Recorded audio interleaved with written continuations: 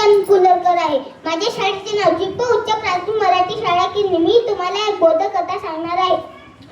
एका दिवशी एक अस्वल एका लोमडीपाशी गेला आणि तिला विचारले का तुझ्यापाशी एवढ्या साऱ्या मच्छ्या कुठून आल्या, कारण की तिच्यापाशी खूप साऱ्या मच्छ्या होत्या. तिने त्या मच्छ्या एका ट्रकातून आणल्या होत्या, जे ट्रक शहरमध्ये जाते.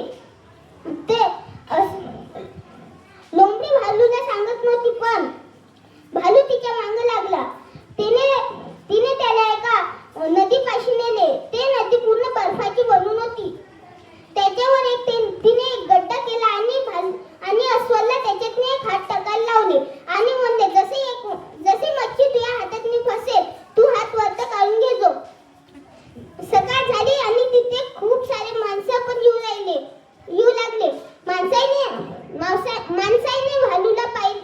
माणसाने अस्वलला पाहिले आणि आपले दंडे घेतले आणि त्या अस्वलला मारणं सुरू केले. अस्वलने आपला हात ओढला आणि तिथून धावला, पण त्याचा हातच तुटून गेला. ते लोमडीपाशी गेला आणि त्याला म्हणाला, मी तुला सोडणार नाही.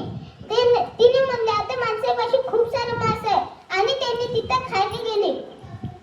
तिथं ते जेवण करतच होते का लोमडी तिथून धावून गेली. म्हणून त्याला वाटलं का त्याच्या स्वयंपाक घरात मी अजून पण काहीतरी आहे. म्हणून त्याने तिथे गेले आणि डबल अस्वलला मारणं सुरू केले.